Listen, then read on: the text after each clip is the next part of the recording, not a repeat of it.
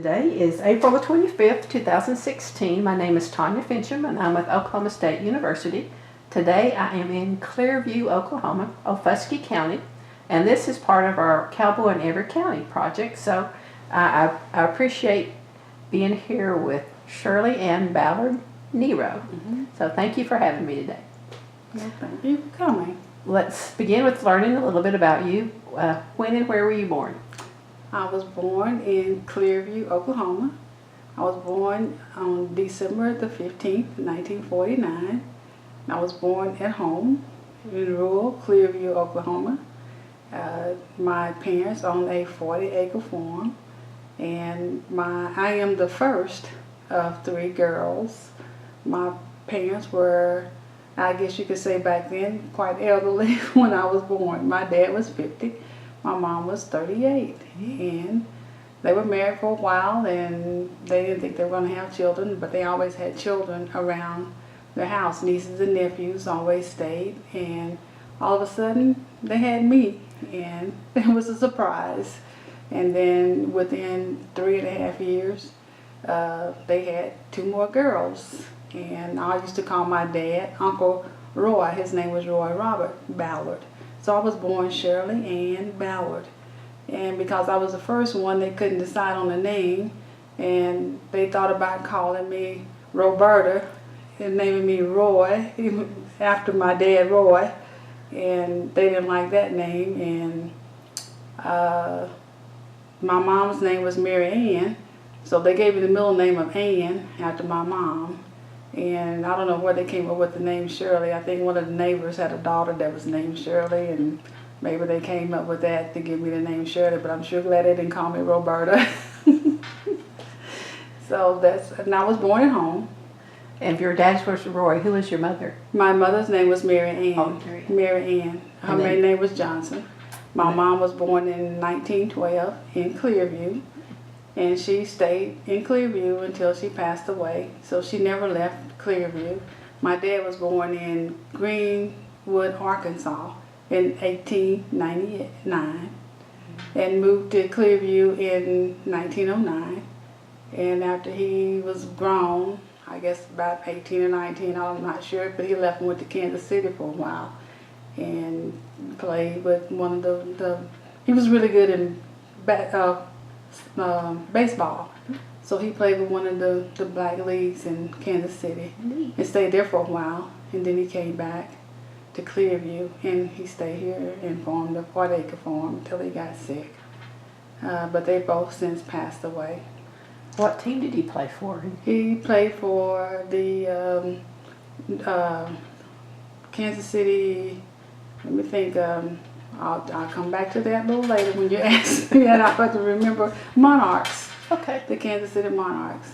And did he do that very long? He did. I don't know exactly how many. It was a few years, and he had two brothers that also played up there with them in Kansas City. He came from Arkansas. Were his parents from Arkansas, or had they? They weren't from Arkansas. I think they moved there and stayed there maybe 10 or 15 years. But I think one of them, he met his father, met his wife in Greenwood, Arkansas, and I think she was from South Carolina. Okay. And they have some really deep roots in Greenwood, Arkansas. They were the Norwood family, his mother was, and they have quite a history back there in Arkansas. In fact, the Norwood family has a little history book written about them, and they were very good singers, and his grandfather actually served as a guide and a hunter for hunters of prestigious people back in Arkansas, and they have pictures of him serving as a guide to those people that hunted bear and things like that, and so they were pretty well known back there. In fact, this summer we went back and looking for the cemetery where some of them are buried. But they came here in 1909, and some of them are buried here in Clearview in the Norfolk Cemetery. What brought them here? Well, it's Oklahoma is one of those states that in the early 1900s there was a development of all black towns in Oklahoma. And a lot of people were coming here for a new beginning, for a new start. And a lot of the people that in Arkansas and Texas, Louisiana, Mississippi area came here for a new start. So they came in Clearview with its beginning in 1902 was a new town, and it was a place to start all over. And as my dad said, that they came here with the Pharaohs.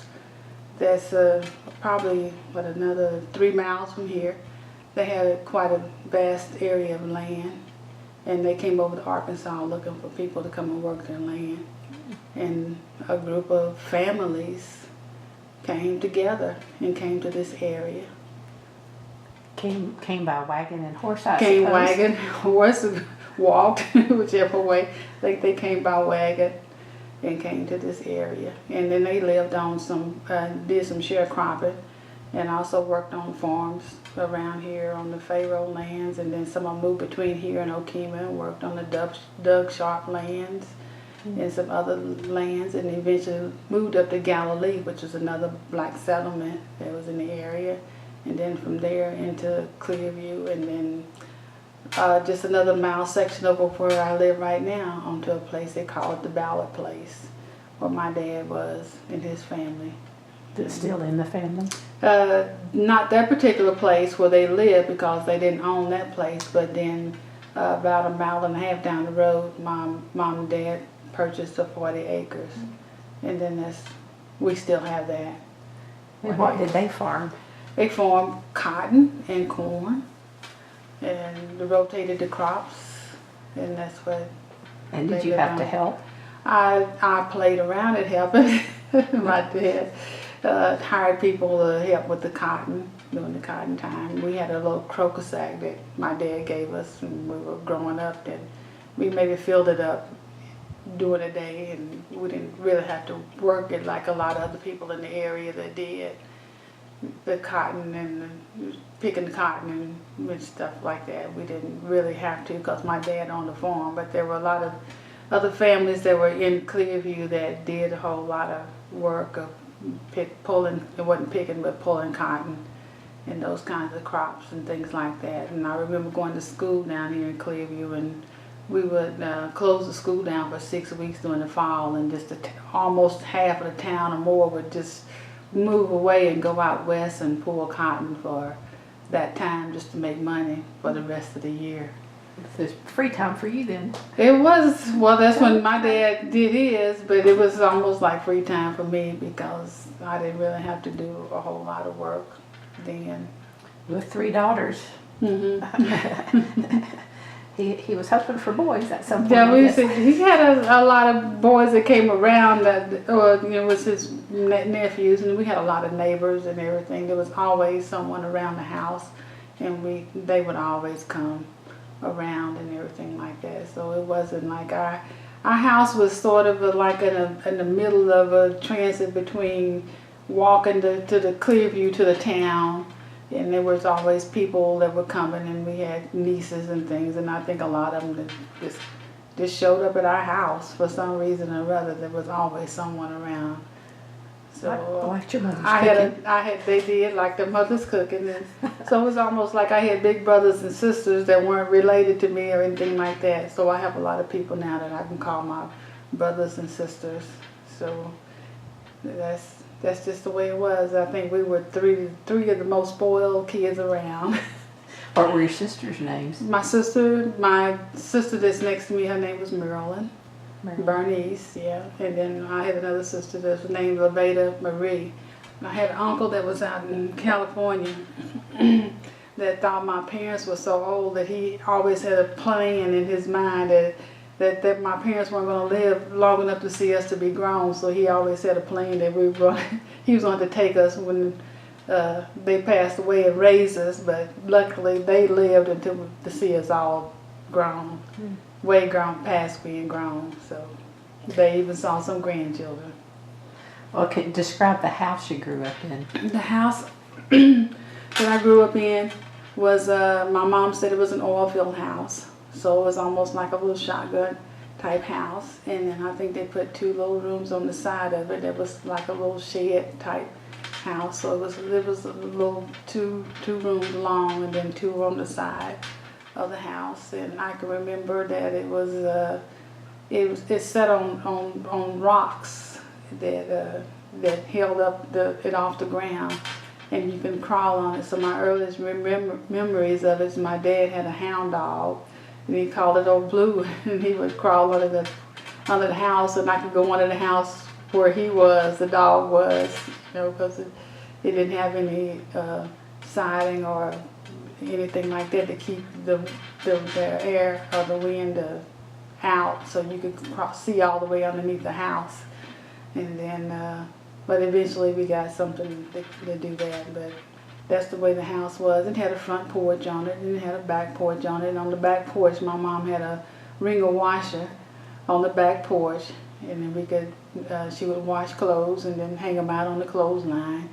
And then sometimes in the wintertime, those clothes would freeze before you get them in because it was so cold. So that's how we did. We didn't have any indoor plumbing or anything like that. I can remember the first time we got electricity in the house, and the first time we ever had a TV. All the whole time that I was growing up, I never had a phone, and no indoor bath or anything like that. I went to college. It was the first time I had indoor plumbing or a phone, but we did have electricity. So it was nothing that I ever missed because I never had it. So it was. Well, how was it heated? How was it heated? Oh, we heated it with wood at first. We had wood, and then we had propane.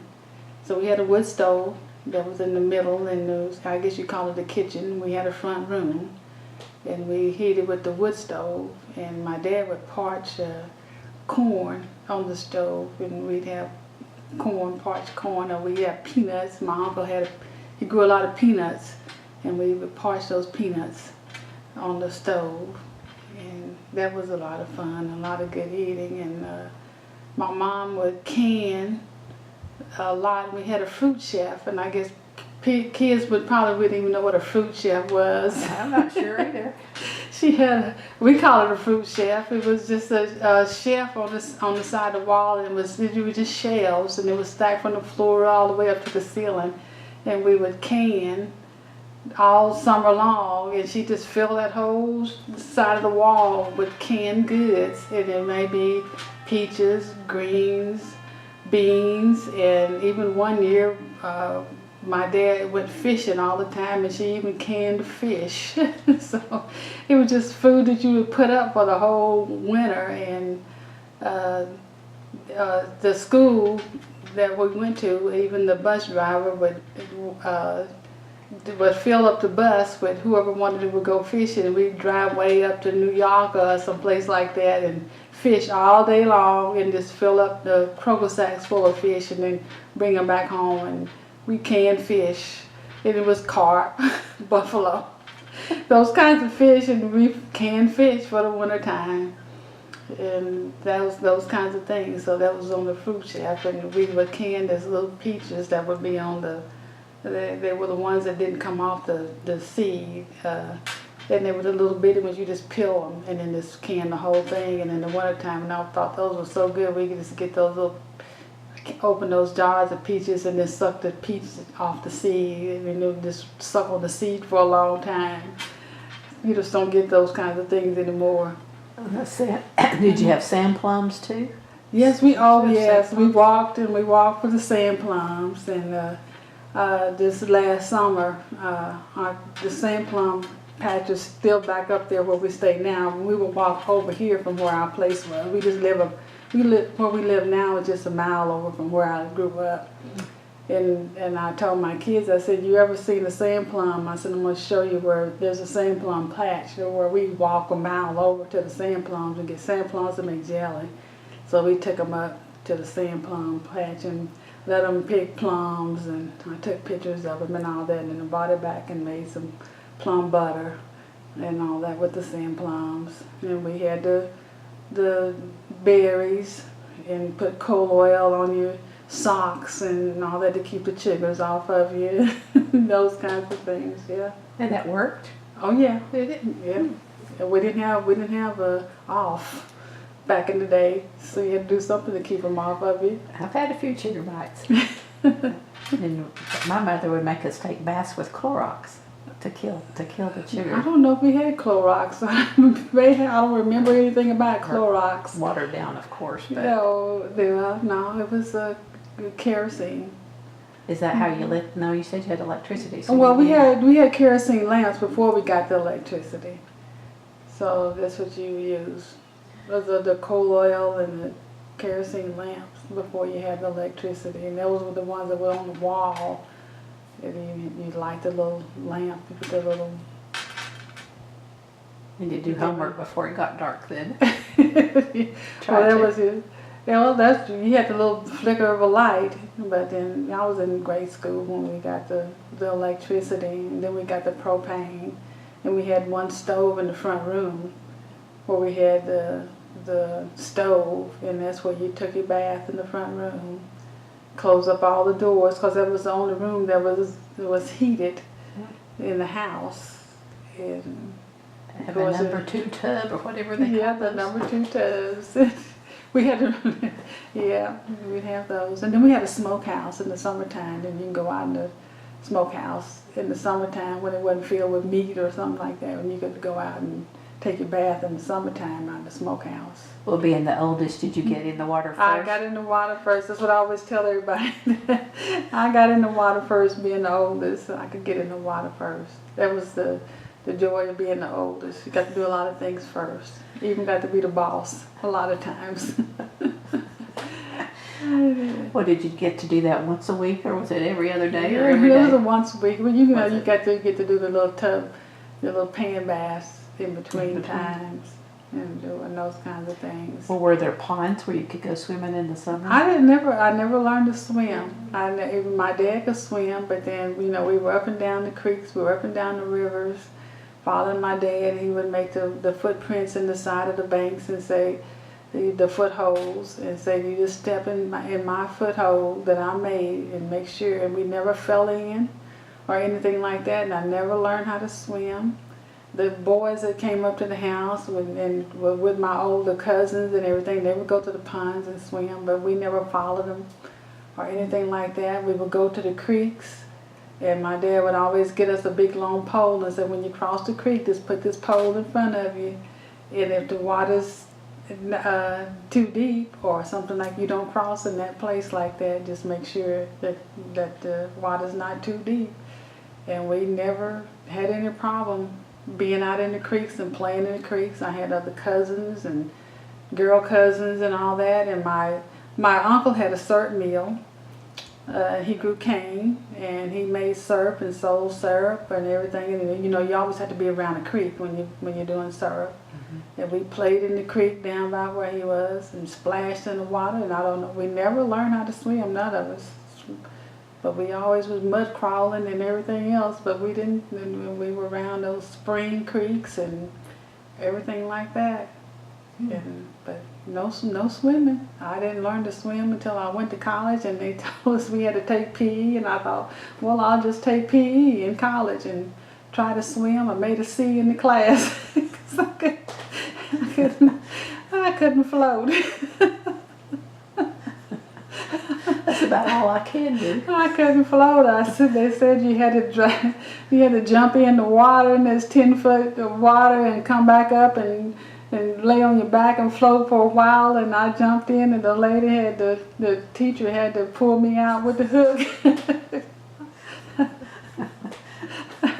I thought I was next to the last one to trying to finish all the criteria for swimming, and I thought, well, if I made a C, I survived. What did your dad say about that He scene? said, he just laughed at me. He said, well, I guess you survived. I said, well, I can make it out. I said, I couldn't save anybody, but I could probably save myself. Well, you followed his instructions, at least when you were in the water Yeah. growing up. Yeah, I don't get into the water too often unless I have a life jacket on. Well, if you were around water that much, were there snakes? I'm not afraid of them, You're not so the snakes did never bother me because I never was afraid of a snake. or anything like that. So those things, they never bothered me at all. Well, crawling under the house, you wouldn't have. That was the thing about it. I never was afraid to go out into the woods to follow the dogs. My mom said once she looked up and I was way out across the road following the dogs out through the woods. So that just never bothered me about being afraid of anything like that, spiders or snakes or anything. It didn't bother me. Well, did you have to share a room with the sisters? I did. We had one bed because the house only had like 2 little bedrooms, and while they were little, all 3 of us slept in the bed. And since I was the oldest and could outpower my other 2 sisters, I told you we just had one room that was heated in the wintertime, so I always slept in the middle so I could be warm. And that was mean of me. I think about that a lot of times. I said I'd make them sleep on the outside, and our bedroom in the wintertime would be so cold. It was on the north side of the house, and my dad would say, he would say, get a towel and go and hold it up next to the fire and get the towel real hot, and then go jump in the bed and wrap it around your feet so your feet would stay warm. And I can remember the covers being so heavy that you couldn't hardly turn over because you were just trying to stay warm. You have so many covers on the bed, and eventually, we kind of got some of those plastic kits that you could put on the windows to keep the air from coming into your house. Mm-hmm. So we were talking about that just the other day, about how you could put those plastic kits around the windows to keep the air from coming into your house. Mm-hmm. So it wasn't very insulated or anything like that. It was some cold nights. And did your mother quilt? She quilted, and we did. We would have people come, neighbors or something. We'd set up a big quilt in the front room and quilt a quilt in a week or something like that. And before I left home, I quilted my first quilt, and I still have it. What pattern do you remember? It was just a block quilt. Like a 9-patch or something? Mm-hmm. I mean, I'm assuming if you were layered up, you probably had quilts. Yes. Keeping you warm. We were making quilts out of, some of them I look back at, and there's my old dress, there's something like that they put into it. So whatever they could tear up and put into a quilt, that's what it was. And I can see some of my stitches compared to my mom's stitches or somebody else's stitches or something like that. And I learned to crochet. It was a neighbor that could crochet, and she taught me a little bit about crocheting. She made these beautiful dollies. I never made one. I just learned how to do a little chain stitch on something like that. And then my mom worked for a lady that lived up on 62 Highway. She had no store, and my mom would go up and clean her house or something like that. And I was small, and she knitted. And she was knitting a blanket, and so she said, come in and teach you some stitches. And so she let me teach, and I did 1 or 2, and I said, oh, they look so ugly. She said, oh, they're just beautiful, that's beautiful. She just let me do them, and then she just knitted right around them and left them in her pattern that she was doing, and she didn't take them out and redo them anything. She just left them the way they were in her blanket that she was knitting. I thought that was real nice for her to do that. Well, did your mother make your clothes? She did. She taught me to make clothes. So she made them, and then she taught me to sew when I was too small to. She had a treadle machine, so I would stand up and pedal that on machine and sew. So I don't remember. She must have made some of them, but I remember making my own clothes. So I know.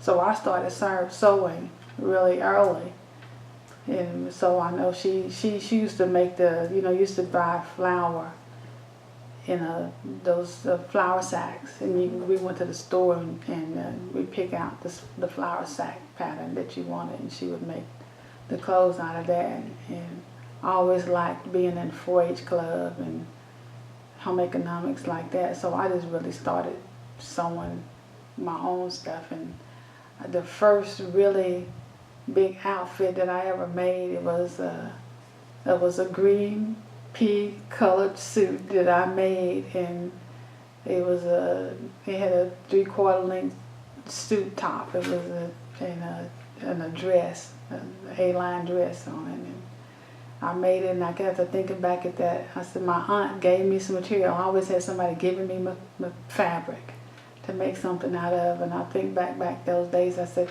that dress, that suit that I made, I said, I think that might have been some curtain material, draping material I used to make that dress out of. I said, but I don't know if it was or not, but I kind of think, I said, that's what it kind of reminded me of when I was making it, but I made it. It was really a tailored outfit that I had made, but I had, since I could sew really good, and that's what that my two aunts that I had, one on my dad's side and one on my mom's side, they would just bring me material. And I could just make things without pattern or anything. I just wish I could do it now. Visualize it and put it to work. Put it together and just sew it up. Mm-hmm. Well, you mentioned that you went to school here in Clearview. Mm-hmm. How many were in your class, your particular class? My class, there was only 7 of us in my class. You know, being from Clearview, which is a historically all-black town. And it was during the time of segregation, so by the time I started school in 1956, that I wanted to start the school. My birthday's in December, and I wanted to go to school earlier, the year before. And there was some other kids that were in December or earlier, and we all went to school, and they sent me and a couple of others back home the year before and told us we had to wait till the next year. Well, then there were some other kids that they kept that I was actually older than they were. And they were some of the teachers' kids that had gone. Mm-hmm. So I think, looking back at it, I think that the class ahead of me, they were probably deciding on who's going to be in the class ahead, to trying to divide them up as what class was, to make the classes even or something like that. Mm-hmm. So I got sent home. I was devastated because I didn't get to go to school and had to wait. I was crying and everything else. But there were 7 of us that started the school the next year. Boys, how many of each boys? There was 3 boys and 4 girls. Yeah, numbered, okay. Mm-hmm. Mm-hmm. And close enough to walk from home? No. I had to ride a bus because I lived out off of 62 Highway. Mm-hmm. And the school district meandered out to my district, where 62 Highway meets, where I had to be picked up. There was an Indian family that lived right on the corner, and they went to school at Fayro, and we went to school at Clearview, so we all stood on the same corner, and 2 buses picked us up at the same corner. Mm-hmm. And that was because that's just the way it was back in those days. You had to go to your own school district. So it was kind of funny though, because how they drew those school districts, because they crossed each other. They had to cross each other because there was another black family that lived across the street, across the highway. And those kids had to go to Clearview School, but then the other Indian kids right there, they went to the school over in Fayro. So I know they had to hop over each other or something like that, however they did that to get those kids to go to Fayro School and not in Clearview School District. And then of course the ones right up the road too, that went to Fayro School. So it's just strange how they can draw school districts and make them work to where you make sure you get to go to the right school back in those days. Right. And I used to teach, when I was teaching school, I told them, I said, that's how it worked. We all stood on the same corner, but we picked, the school bus picked, 2 school buses picked us up at the same corner. We all stood on the same corner, but got on separate school buses. And I said there was a whole line of mailboxes, and all the mailboxes were all on the same post. But then you had 2 mail carriers that put mail in it. Even our mailboxes was segregated. You even had the mailman came there, and there was your mailboxes, and then you got your mail from Clearview, and then the Fayro people got their mail from Fayro, but they were all lined up on the same post. And I said that was even strange to me too, how you got your mail the same way too. So your meal was segregated the same way. Well, when the students were sitting there waiting for the bus, could you communicate without getting in trouble? Oh, we played together. Yeah. Oh yeah. Oh no, we were all friends. So we played together. We visited each other. And everything else, everybody was just friendly as they could be. If they were up at our house, we were down at our house. The girl on the corner taught me how to ride a bike. She had a bike, I didn't have one, so she came up and taught me how to ride a bicycle and wrote me out a bicycle license and made me an official bicycle driver.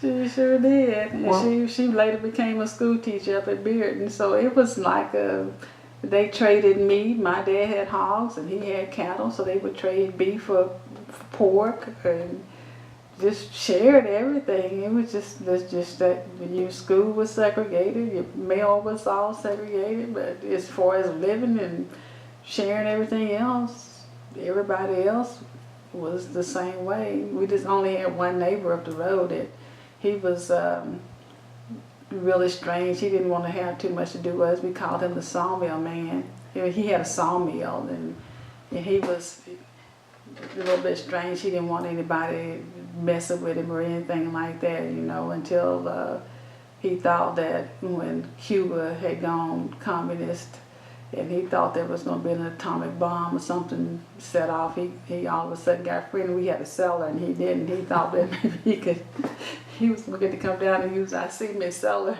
just in case we got bombed. Him and my dad had some words over that. So, but other than that, everybody else was just as friendly as nothing. It was just the times. That's just the way it was back in the day.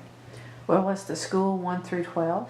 It was 1 through 12. Was it? It was a high school, 1st grade through 12th grade. So total number of kids would probably be less than 100? It was. It got down to when it was got to be less than 100. Then, they said that they had to integrate, and then they closed the high school in 1964, and they left the 1st through 8th grade.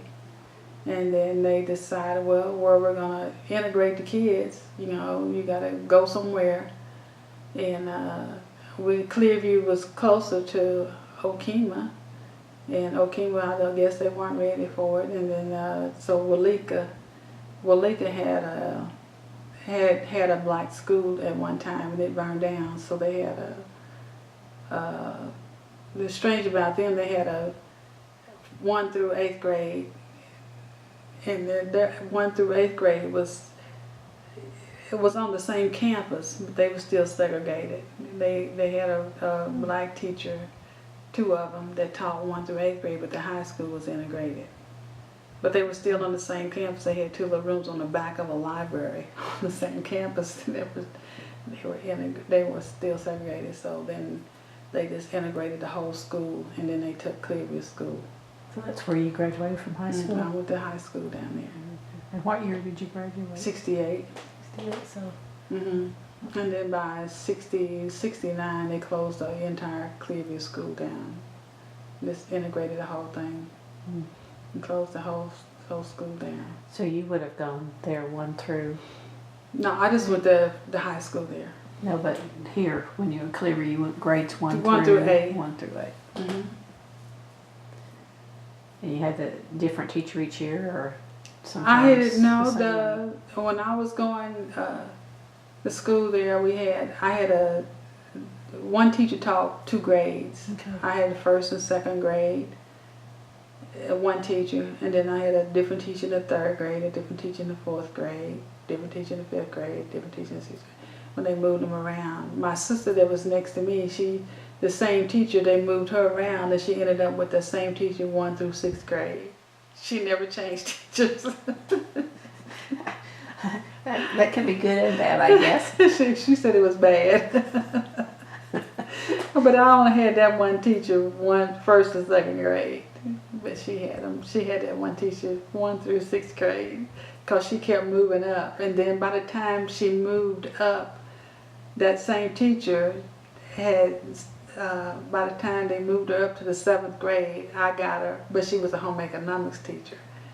So I got us, which was what she was. She was actually a home economics teacher, and she was really good as a home economics teacher, which is what she should have been teaching. And I think the teacher who was the home economics teacher, had moved away, or no, had come there and put this Miss Walker into the first and second grade, put her down at elementary as an elementary teacher, and she really wasn't an elementary school teacher.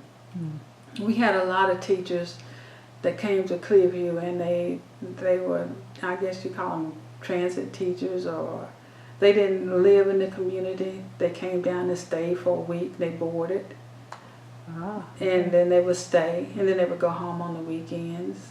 A lot of them would. Yeah, from Tulsa? From Tulsa. Bigger town? Oklahoma City, and they would move on to another bigger school or something like that. So they didn't actually live in the community. We had, during the time I was there, maybe 4 of the teachers maybe stayed in the town. The rest of them just came and went. So makes it a little different. It made it a little different. And then when they integrated, none of the teachers followed us. So that was a bad thing about integration, is that they move you, but they don't move your teachers with you. Well, did that go smoothly or roughly for the students? It was, cause I was in the middle of it. I was, when they closed, I was the one that had to go. So it was a different situation. It was scary for us, and I'm sure it was scary it was a different situation for those other teachers.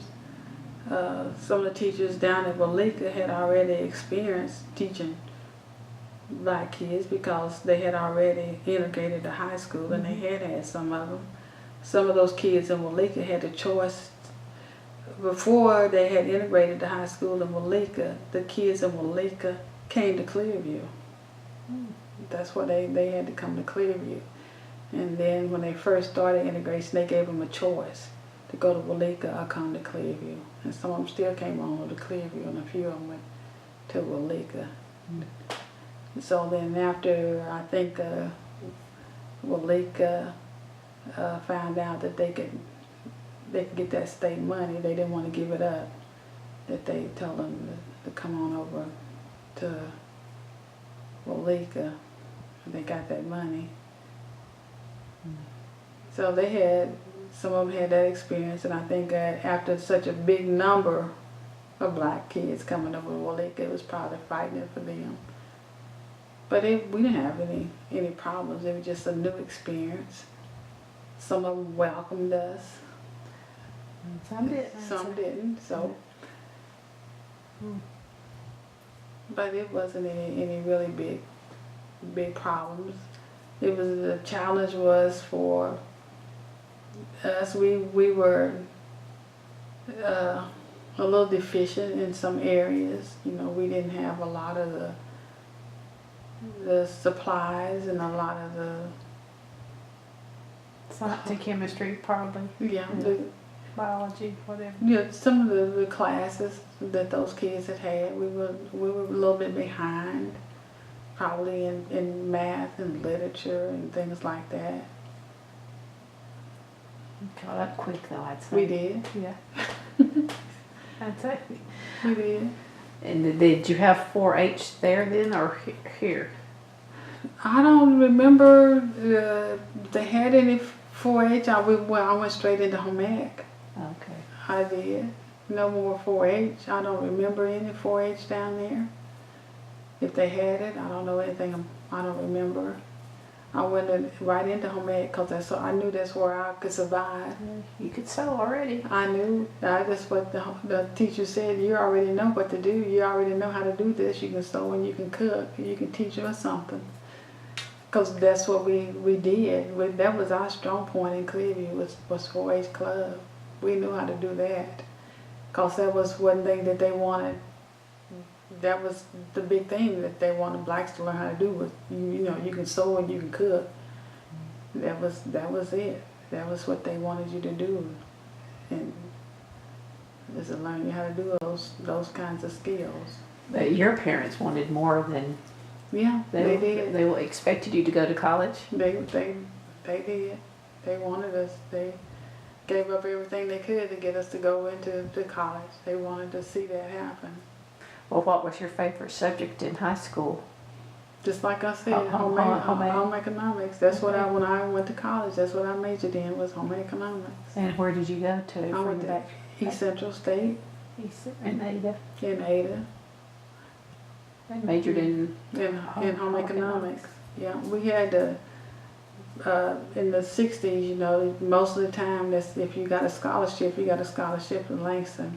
Mm-hmm. So I've always been asked, why didn't you go to Langston? And I said, well, you know, that was in the 60s, that was the year of the civil rights movement and everything like that. And I said, I didn't have anything against going to Langston, but then that was the movement, and that was where, you know, you're going to go where somebody didn't want you to go.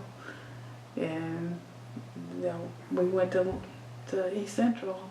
And it just happened to be that there was a lot of other people with that kind of a thinking. We're going to go into these colleges and universities where you're not expected to be.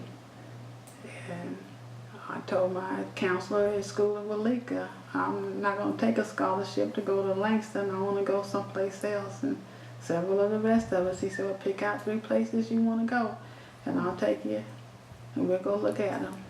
And I chose East Central. Where were the other 2? Wilburton and down at Murray State. Okay. Mm-hmm. Not OSU. No, I thought that was probably too big for me. I didn't know if I could survive. It was kind of scary for OSU. But then there was some other ones, one right behind me that went to OSU, and some other ones that went to OU. Well, between Ada and Stillwater, it'd be about the same distance, or maybe it's further. It's a little bit further. To Ada. Yeah, but then that just wasn't mine. I know some other ones that had gone to OSU and everything, but that was it was just a little bit scarier for me to do that. Well, did you have any trouble getting in Ada? No. East And it could be because of my counselor. Could have said that. And then plus it was money. Getting the money to go there. It was cheaper. Did you have to work or? I did. I had to go to work. I had to get a grant and everything else to go, and I had to work to go there. I worked in the student union. Went down there and begged to get me the job to work. So I worked in the student union down there and stayed in the dorm and got that little government grant to go to school on. So. And stayed 4 years. Mm-hmm. And graduated and would have graduated in 72. 68. Yeah, okay, 72. And then what did you do after that? Oh, well, I met my husband down there, and we got married while we were down there, and then we left there, and there was a so-called a little race ride in Sapulpa in 72 or 71, something like that, that they supposedly said that they had up at the school some problems. And there was a gentleman that had just come to work down there at East Central, named Mr. Lee, and Mr. Lee said that they have a lot of jobs opening in Sapulpa, and y'all can go up there and get your job just at the right time. And they said there's a lot of teachers that left, so we came to Sapulpa, and there we got a job in Sapulpa, and then you know it was the Vietnam era. Okay. And my husband was trying to stay out of Vietnam, and they called him up to go to, and he got in the reserves, and then they called him and said, you got to go. So he asked them people in Sapulpa if they would hold his job, and they sent him off to Fort Dix, New Jersey. for one semester, and they let him, then they didn't send him over to Vietnam. They let him stay in the reserves and send him back. So they held a job open for him up in Sapulpa. So that's where we went to, Sapulpa, got a job up there. And they hired a lot of black teachers in Sapulpa. Probably about 10 or so. It's better than being the only one, I guess, isn't it? Yeah. Have some comrades. Yeah, they hired a lot of them. Where was your husband from? He was from another black school, Dungy. Dungy is Spencer. Okay. So Yeah. he's from Oklahoma City. He's in Oklahoma City area. Man, he had chose to go.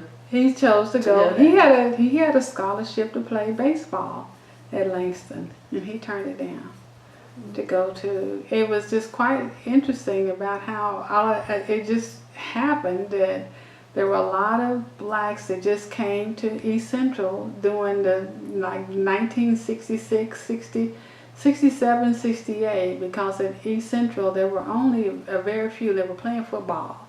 And I think in 60, maybe 64, 65, 66, there were only two that were down, maybe 2 or 3. Tex Rollins and Jimmy Scales were playing football. And they were the first athletes to ever play at East Central. And then there was one, Sherman Moore, I think he came maybe 2 years after that, somewhere right around in 67 or something like that, played basketball. So it wasn't, but it was just a handful of blacks down at East Central at all. And then all of a sudden there's just this drove of blacks that just showed up down at East Central. And we formed, got together and come from Wilburton and out of Tishomingo. They started coming in, and then we got together and formed this club called the Utilitarian Club. And we got a sponsor, and Mr. The president of the college welcomed the club on, Wagner, and got us sponsored was Dr. Pascal, and he had to say that I don't care what anybody else is saying, they needed a sponsor, because you had to have a sponsor to have a club. He had sponsored our Utilitarian Club, and we just started putting the black kids into every organization, applying for everything on campus, student of the month. And this is happening over a couple of years, and my sister came the next year. And then the next year, and then she got the 2 girls we got on the cheerleading squad. We were running for Queen. I ran for Queen. You know, you're not gonna get it, but then you're gonna be running. But then we were in the homecoming parades. We did plays. We did everything. We had a couple of them got to be students of the month and everything else like that. So we just changed everything on campus just by doing stuff like that. We were trying to get into sororities, fraternities, and everything just to change the whole atmosphere of what it was like at East Central. We had a lot of some of the professors didn't want it to happen, but it happened. But we had to figure out how to study. We had to how to get together. We were in the library every night, strategizing and everything like that on how to make it, because we even had to work with even having to fight the police in the city, because they were just on every time you turn around, we laughed about we had a fund. And you know, in my dorm, I always didn't spend money. I always was trying to make money. You know, I'd iron for the guys and make a little money, or cut their hair or something like this. And I always had my extra little money somewhere, and they always laughed about me about having money to fund money to go down and get somebody out of jail, because they were always looking for somebody to put them in jail for some reason or other. So I'd have bail money. Did you actually have to use it? One time I did. Did you? One time I did. I had to go down there and bail and pay and get a little bail money. Just cause it was just one guy they had picked up, cause he had his tag, and he had it in the back of his car in the window. He just didn't have time to put it on his car, and they took him to jail. And said, well, you didn't have it on your car. So they kept him in the lockup down there until they drove back and got my money and took it down there and paid his little fine, and then let him, and he had to put the tag on the car and let him go, and then it was my husband's cousin, and put his we weren't married then, and put the tag on the car, drive back to the dorm, get the money, and then go take it back up there and get him out over a tag. It's strong-willed to just keep plowing ahead. Well, yeah, we know that was just the way that we knew that's how it was, and you know, you did what you had to do. Let's say you form some good friendships too. Friendships like that, and you deal with it, and you try to make things right. And were your parents supportive of that decision to go the hard path instead of the easy path? Yeah. Were they? Yeah. They were. They knew. They had lived it. They knew what to do. Daddy always says, watch out for certain things. That's what he always said. You didn't worry about your safety too much?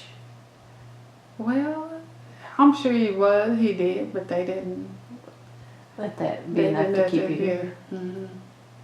Well, they knew you had to be out there in that world someday. It's kind of like with my own, you know, you raise your kids up to get out on their own and make their own decisions. You worry about them, but you know someday they're going to have to live without you. Well, did you spend your entire career at Sapulpa? No, I didn't. We taught there till 2000. And we left. My husband got a job at Warner. And, you know, I was pretty secure at Sapulpa. I loved it there. I liked the school system that I was working in. I was pretty comfortable with my job and all that, and had made my way, and I loved it there. And he's the adventurous one. I'm kind of one of those people that when you got it made, you just stay there. You don't move on to do anything like that. And he had several jobs. He'd been a principal. He was a coach and he was a teacher, and he'd become a principal, and he left education and went to work for airplane company for a while and stayed there 2 years, and he came back, and then he was a principal in the high school, and then he left there and he went to work for Tulsa Community College as a provost for 15 years, and then he decided, well, he's going to go and do something else, so he became president at Conner State College. And so, well, I said, well, shoot, that's going to make me have to move. Well, you know, you've been doing all your things all your life. You know, I get to stay where I wanted to stay. You know, I don't have to move and do all these things. I can still stay where I am. And my kids are all grown up now and out, and I'm satisfied being right here. And now we have to sell my house, and I have to move and all this. And I was involved in the Oklahoma Education Association and all that, and I think we were gone that year in Florida or someplace like that. And he says, well, we're moving, and I guess, well, he and my daughter, they got together, and they sold the house. You know, they had a garage sale, sold the house during the garage sale and all this.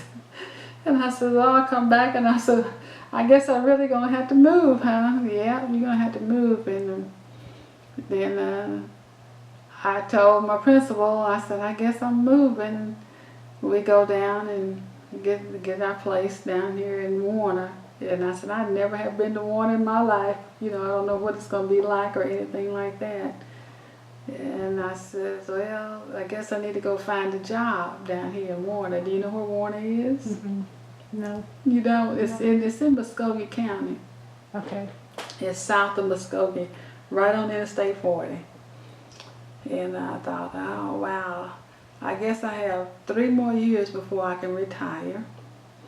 And I had to find another job somewhere, and I don't know if I can find another job anywhere else. So I never resigned from my teaching job in Sapulpa.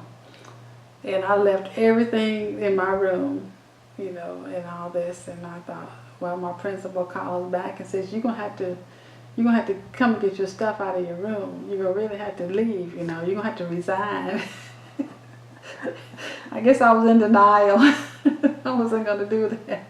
And he said, you're gonna have to come get this. I still didn't go get my stuff. So finally the janitor, who was really good friends with me, she packed up all my stuff and said, you gotta come get your stuff. You know, somebody else is in your room. I said, oh man, I guess I have to come up and resign and get all my stuff. So I went on up there and I got my stuff and went on back down to Warner. So I guess I need to get me a job. And I tried to find me a job down there and I couldn't find a job anywhere down in there. Finally, my husband said, you're going to have to go get your job someplace. And he finally called around and I applied a few places. They just wasn't looking for me, is what it was. They just, if you know anything about that area down there. And I tried over in Muskogee. Finally called down, there's a place called Porham. And the principal down there, and I never even put in an application or anything like that. And he called me down for an interview, and I went in. And the little lady down there says, help to sit down right over there. And the principal will be out in a minute. And I sat down in the seat, and he finally called me in, and he says, well, I think we need you down here. You will bring a new perspective to the area. And I said, I don't know if I want to be the new perspective in Porham, you know. So he called me back 3 times before I finally said yes, that I'd go and work in Porham. But it was a good experience to work in Porham. It was a little town. It was about 900 people. Little. Yeah, and I told the kids, I said, 900 people. I said, in the school where I came from, there was 900 people in the 2 classes that I taught. So this is a little bit different for me to be teaching down in Porham. The first class, when I walked in, he told me I had the 9th grade. I said, okay. He said, well, you'll be taking the 9th grade class as a sponsor. I said, okay, well, I never sponsored a class. I said, I guess I can sponsor the 9th grade class. All right, I'll take the 9th grade class. And I taught 9th grade through 12th grade. And I was just accustomed to just having just the 9th grade class. That's what I thought I'd have. He said, no, you can have the 9th grade through the 12th grade classes. And I taught social studies. You know, I told you I was a home economics teacher. But I taught the whole time. I never got to teach home economics. I was a social studies teacher. I taught Oklahoma history most of my career. Okay. Because I had a minor in sociology and psychology, which later developed, and I went ahead and got a degree in social studies, and I taught Oklahoma history. And I ended up at OSU and got an MA in history. So that's how I ended up at OSU. Well, we should probably talk to about that then. When was that? When did you go to OSU? I started in 1982. 82. Yeah. Doing that. Finished in 2 years, or? No, I didn't. It took me a long time before I finally going finished it. I didn't actually start the degree in history then. I started on a teacher corps project they were getting degrees, and I can't remember what the actual degree. It was a teacher corps program, and you can come out with a communications, or it was some sort of general degree that you just kind of got a master's degree in. And I cannot remember what it was. It was some kind of teacher corps project or something they gave me a degree in, but I never did finish up that. And they were just some hours. And so I never did finish up that part of it. And so what I did was, since I was teaching social studies, and I had gone over to TCC and got some geography classes and all that, because I couldn't get a home economics job, which I was waiting on. Mm-hmm. So it never, while we were in Sapulpa, those home economics teachers never retired. So I thought, this is no end to this. They're not going to leave. So I needed to do something else. So I got the social study. I went back and got a social studies certification so I could actually have a standard certificate in social studies. And then I went on later on in the 80s, like 82 through 86, I went on a geography study tour 2 years in a row at OSU. Oh, okay. And they would do both in the summertime. And that got me interested in geography and history because it was a combined study tour with the history classes and the geography classes. So then I got interested in that, and then I thought, I'll just go back and just get me a master's degree in history. So that's what I did. And I did that and finished it in 92. Taking a couple classes a semester, Mm-hmm. so you couldn't do it full time because you were working. Oh, yeah. Yeah. Mm-hmm. So most of your classes would have been in, where's the history classes? Classroom building, I guess? It was in the classroom building. Mm-hmm. You'd have to commute back and At nighttime by myself. before the I mob, wanted to- before the big orange bus. Oh, before that, yes, there was no orange bus. Not at all. No commute. I had to commute one time with a couple of teachers that started out. In fact, I don't even know if he ever finished over there or not. Well, if you're going at night, did you spend much time besides outside of class time on campus? No, not. Most of it was just in that history department over there in that library, and that was before the computers and everything else. When you actually had to go and look at the documents and everything like that. In fact, I had a class with Dr. Roars in his methods class, and he was tough. he was.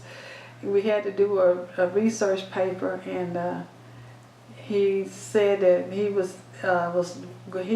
would go over and actually look at your resources and check to see if you actually looked at that resource. And he thought maybe I was about to plagiarize on something, or I didn't actually look at the source, is what it was. And he went over there and he says, oh, well, I guess you did look at this source because I saw where you checked it off in red marks. And I said, oh, wow, I'm so glad I checked that resource off in those red marks so he can actually say I did look at it. And I said, oh, he scared me to death. I thought, oh, I could have just failed this class if I hadn't put some marks on those places on there where he actually looked at it to see that I did it. I said, I didn't know that they really went over and checked your resources like that in the library. So he was I'll always remember Dr. Royce. He was a good methods teacher, and I remember him and Dr. Stout was one that also was a good teacher that I had written a paper and I was using passive voice in there, and he said, don't ever use that again. And he took that paper and he walked all over it and he just threw it across the table at me like that and said, I don't ever want to see that in your paper again. I said, you won't ever see it in my papers again. So that was my experience with the history department.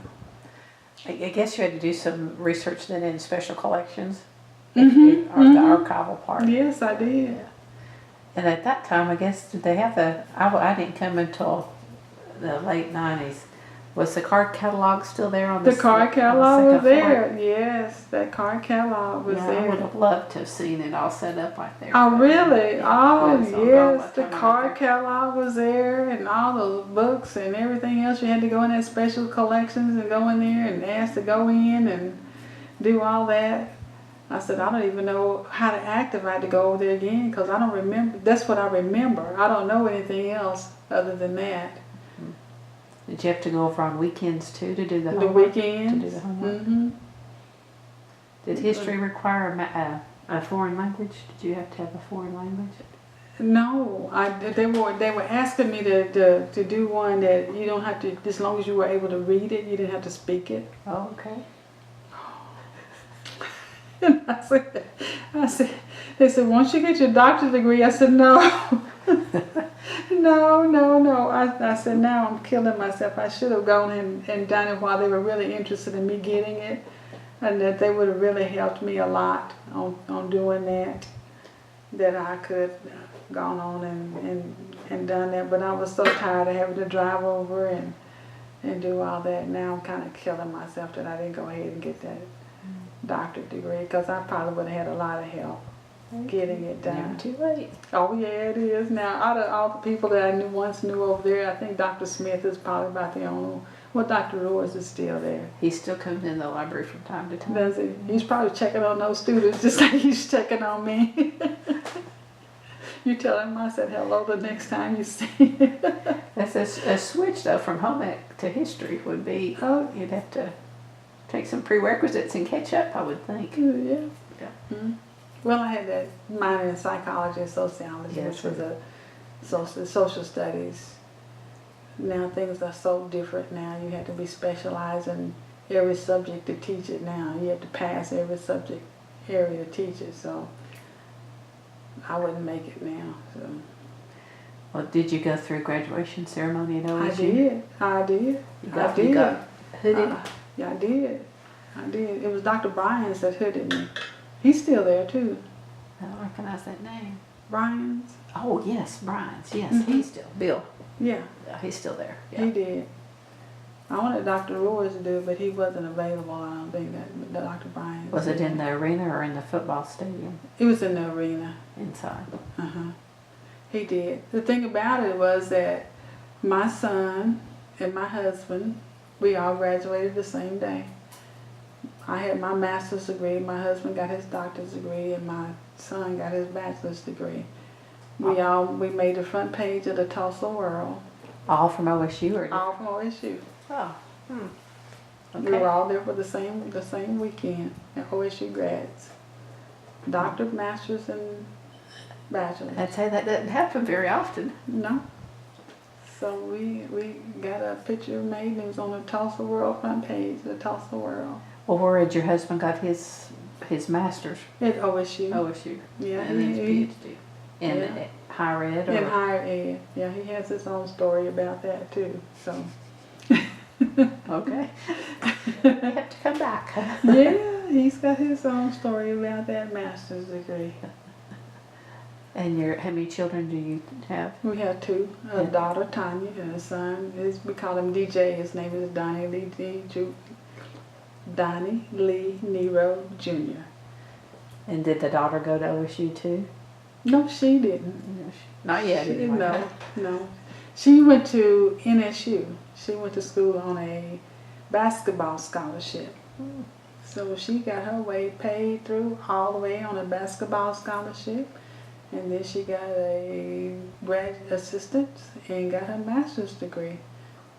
All free. Good for her, huh?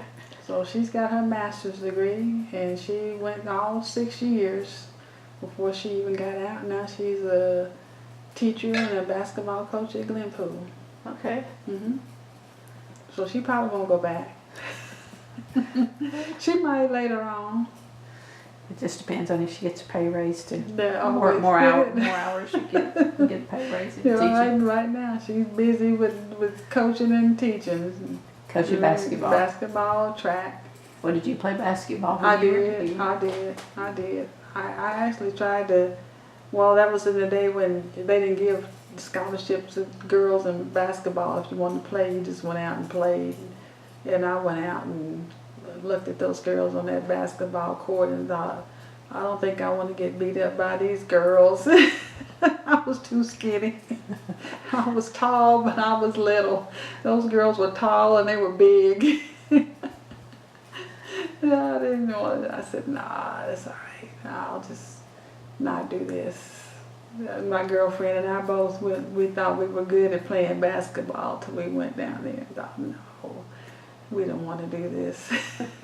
But you encouraged your daughter to. I did, yeah. Well, they were getting scholarships then. I guess if I had got a scholarship and it would have paid me to do that, then that's probably something I would have done. But Well, and then what degree did your son get from OSU? he was in communications. Okay. Yeah. He was in communications. So he walked across the stage for, well, I guess they had different ceremonies. Yeah. His would have been, Early. undergrad would have been different from the other. That's pretty neat, all three of you. Mm-hmm. The We were down. the daughter's taking the pictures then. Yeah, yeah. Mm-hmm. Mm-hmm. It was always assumed they would go to college, but they could pick where. They can pick wherever they want to go. He always wanted to go to. We made him go to TCC first. Stay home, and he could drive and go because he could go for tuition free at TCC. Get his core done. Yep. Yep. And I said, you're gonna go first and you go over there where you don't have to pay tuition. And see if he's a little different. I said, see if you can make it and all this kind of stuff. You can go on over there and stay those 2 years. And then if you want to go to OSU, that's where he always wanted to go.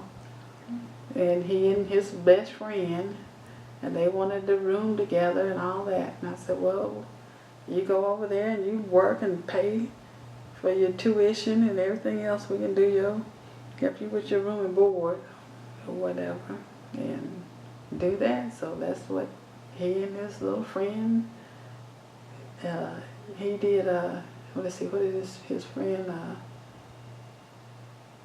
yeah, he stayed with him till, he both of them stayed roommates until they both graduated and everything. So, but his friend, he stayed in Sapulpa. I think he still stays in Sapulpa, Tulsa, somewhere along there. And my son, he's out in California.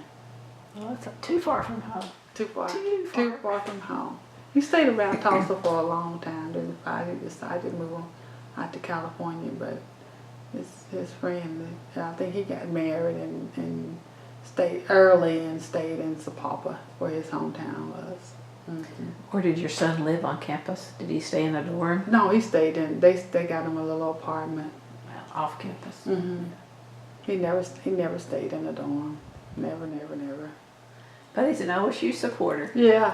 He got some orange somewhere, huh? Oh, he's definitely OSU to the core. Well, tell me how you ended up back in Clearview.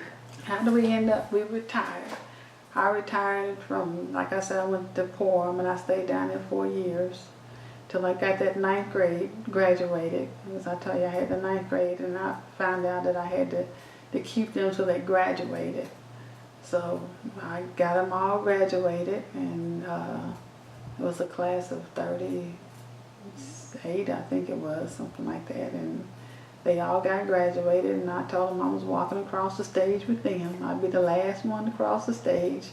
So we all left at the same time, and so that was in 2004. Then my husband retired in 2011, and we had no home. Oh, well, we had this place, and I told him whenever we retire, we're gonna move back to my hometown. You told him. I told him. I said we're gonna have to find some place to go because we had sold everything in Sapulpa that we owned in Sapulpa when we moved because we weren't gonna take care of 2 places. So, and I told him whenever you retired, I was gonna have a place to come to. I wasn't gonna retire and build something.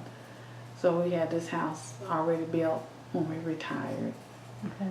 So he always knew that I was going to come back home. When my mom and dad were still alive, we always came back here anyway on the weekends to visit them. And he loved this place just as much as I did. So he had no problem with coming back to here. So if you retired in 04 and he wasn't until 11, what did you do during those 7 years? Well, it was just about this. I never quit doing what I was doing. I still worked with a lot with OEA, and then I was back here in Clearview working with the town, doing what I do with them. And I was busy with the retired educators, Oklahoma Education Association. I was busy with them, and then I do a whole lot of things with the Oklahoma Historical Society. So okay. I still did that. So I had plenty of stuff that I could. I'm still just with OOHRP, doing things with them. I was doing those tours and those summer institutes. And So I had plenty to do. It wasn't anything that I was bored doing. I was doing a lot of it, building the house. I was doing this. And I have lots of relatives around here, so I had plenty to do. Your to-do list got longer and longer. Got longer and longer. Well, how has Clearview changed from the time you were, younger to now? I know it has. So It has. Tell us a little Clearview bit has about changed. Clearview. Clearview, when I was younger, it was, we had 3 stores. Well, we actually had 2 stores that were viable, and we had one lady that had a restaurant and a little boarding house. We had a little gas station, and there was a place for teenagers to go to. Wasn't a club, but it was just a little community hangout where this man had a little jukebox and thing in there for them. The school had 1st through 8th grade. We had basketball team. I was on a track team. We had a lot of activities for the kids to do. Like 4-H was the biggest thing. We had, it was called NFA and NHA, Okay. Yeah. the New Formers of America and New Homemakers of America. So there were a lot of activities, the school activities. The kids got to go on summer field trips. Well, in the springtime, you had the school field trips, which I always look forward to going to. The zoo and to the amusement park. Tulsa or Oklahoma City? We went to both. The zoo in Oklahoma City, and it was Mohawk Park in Tulsa then. Okay. I never got to go to Spring Lake, because Spring Lake wasn't always open to blacks back in the day.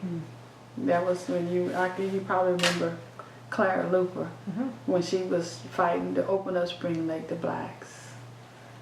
So I never got to go there, but we went to Mohawk Park. There were a lot of people, a lot of houses, and lots of people in Clearview. Houses, and today, I guess, a lot of people moved away for various reasons, jobs mostly, and a lot of the ones that graduated, they moved off to start new families in cities because they needed a place to go for a job. There were just not any places around in Okfuskee County, period, for jobs at all. So as they moved away, the town just got smaller and smaller. Right now there's less than 50 people in Clearview. Most of the houses are all gone. There's not any businesses. We got a few people that have, we have one guy that has his own lawn service and t-shirt service in town. And we got an old guy that has his junkyard business of cars and parts service that's down there that we kind of wish that wasn't there, but that's his business. And what else? Most of the people that live there are elderly. And we got some younger people that are there, but they're not employable, or they're not employed, or don't want to be employed. Well, did it ever have a post office? We had a post office up until I think 1979. We had our own post office. Our zip code was 74835. And it stopped because of population? I think the postmaster retired, and then he went to work. Well, he went to work for Walika, and I think it was. I don't know if it stopped because of population, or they just closed the post office because they could have closed it down. I don't know if it was population or what. Why they closed it? I know. Some of the rural ones, I'm thinking about Bowley, I think they were going to shut theirs down, but they fought to keep their post office in there. Is it still open? Bowley's is. And I was knowing that they were going to shut theirs down. And I was thinking about Rentisville, and they were telling me about them, that they were going to shut their post office down, and they were going to lose their zip code, and they fought to keep theirs. And then I wasn't here during that time, and I'm not sure. We probably could have fought to either just keep our own zip code and kept our little boxes down there. But I know the lady that ran the post office, she retired, and that may have been why they closed the post office. So where do you get your mail out of now? We get it comes out of Walika, and we have the Walika zip code. Okay. Pharaoh has a Walika zip code, so we all have those same zip code. Even though we still have our own town name, we still have the post office box of zip code of Walika. Well, when you were a teenager, did you do much with Bowley? We did. True Love's Hamburgers is what comes to mind. they several told stories about having the best hamburger around. We did. As going back and thinking about it, Bowley and Clearview were rivals, but we did a whole lot of things with Bowley. We shared homecomings. Bowley had a band, and we didn't. So whenever we had our homecoming, we'd have Bowley's band come down and play for our homecoming. And when we'd have proms every other year, well, we'd have the prom, the high school prom would be in Bowley, and then Bowley would come down here and have the prom down here. We shared graduations. I graduated 8th grade from Bowley. When we had it was a whole Okfuskee County, because we were all black schools. So when we had the big graduation, it was time for me to graduate from 8th grade. I graduated it was held in Bowley. So all the little black towns around had our big commencement at Bowley. So it was about, I guess, 9 or 10 schools that held the 8th grade graduation at Bowley. Then I had my little 8th grade graduation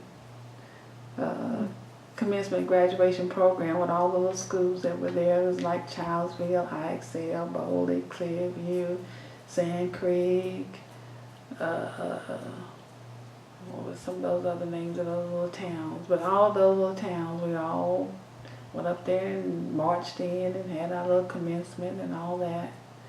And then we come back, and then you have your own little ceremony in Clearview or something for those people that couldn't make it up there to Bowley. And then the next year, or the year before that, well, when I was in the 7th grade, Bowley, they came down here and did a big commencement in Clearview.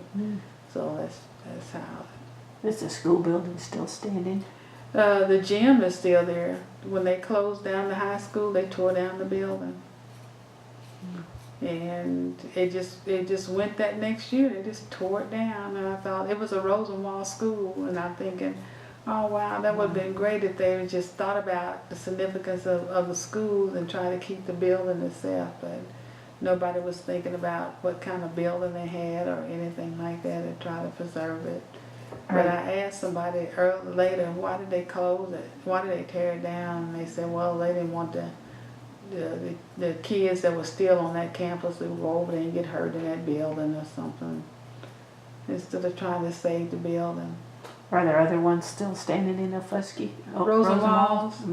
Well, we just last month we found the Rosenwald School over between here and Henrietta, off of 62 Highway. Someone had turned the building into a house. Wow. And it still has Rosenwald written on the front door, and the bell and everything that's on it. And there's a couple of them that we found lately. I know that there's one big building that's just standing and it's about to fall in. It's at Lyman.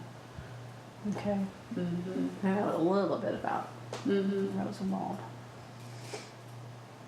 So I wish that we could find some more. The Historical Society is looking out and they're asking people if they know of any buildings to please let them know of buildings. I'll keep my ears open too, because we're out a lot. Yeah, So. if you find any, let the Historical Society know they're looking for them. Yeah, that and one rooms have kind of slowly disappeared or quickly disappeared lately, it seems. Really? Yeah, I know what there was, we were up just the other day, there's one called White Rock. The stone is still up. And I don't know if it was a one-room building or not. But we just drove by it the other day. Those NWPA ones are hard to find too. Now our gym is a WPA building. Clearviews? Uh-huh. Cool. That may It's be, still up. that's good. We're fixing on it right now. I wish there was some funding. If you know of anybody that has funding for WPA buildings, I'll keep that in mind too. keep that in mind, because we need to get it repaired. We need some money for termites. Well, when you were in school here, was the library part of the school, or did you It go was. into? It was. Luckily, our building had, some of the Rosenwald schools you could get them without a library or something, and ours had a library. But the thing is I remember going in there and looking, and it had no books. The shelves were empty. They didn't have any. They had maybe 2 or 3 books on the shelves, and it had one typewriter in there. In that library. And I can remember as I got to studying about Rosenwald schools and everything, and the building types that they have and everything, and I said, our school, I said, I remembered us calling that the library, and I said I can remember the tables, the chairs, I remember where they were sitting and everything, and I remember that one time they said I wanted to go in because I got interested in reading. And I wanted to go find some books. And I said, there were no books in that library. And I went and told my mom, I said, I was wanting a book and I couldn't find any books to read. And she said, oh, well then there was this grocery store in Okima, and I think it was a Safeway store. And you could get stamps at the store. And she had collected a bunch of stamps. And they were doing, you could buy a set of encyclopedias with the stamps. So she went in there and she used her stamps and bought a set of encyclopedias for me. And I sat there, I think I must have read every one of those encyclopedias. So she got me some books to read, and I looked at it, and they were white, and they were made out of paperboard, whatever it is, cardboard. Books, and it wasn't much to them. They weren't very thick. They were real cheap set of encyclopedias, but they had color pictures and all this. And I was like in the 7th or 8th grade, like that. And I sit there and I would just thumb through those books and just read through those books and read through those books all the time, thinking like this to see the outside world is coming into my life.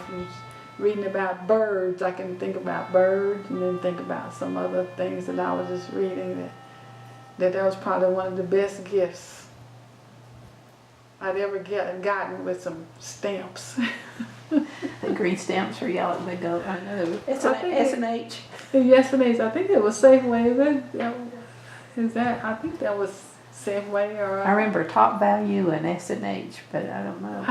It may have one been, was yellow and one was green. It was green, I think is what it was, but I can remember those books, and she kept those books for a long, long time, and I guess after they passed away, I think those books have disappeared. But she kept them until they cleaned out the house. I don't know what happened to them. Did your sisters read them too? I don't think so. They not like I did. They used them, but not like I did. They did use them for a few reports or something like that. Well, to go to a public library, you would have had to have gone to Walika or Okima. Yeah, I remember Walika had a public library, a small one. And then Okima, we didn't go to Okima that much. She didn't go to Okima that much.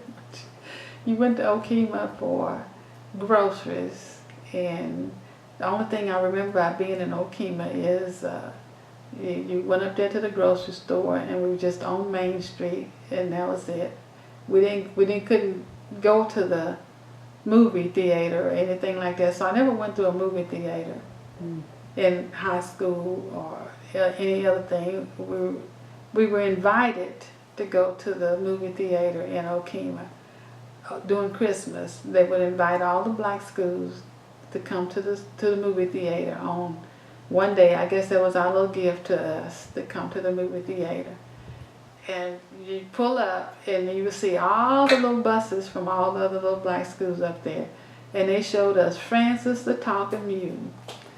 That was the movie that we would see every year, was Francis the Talking Mule. I said, that must have been the movie they had stored. It was to see that.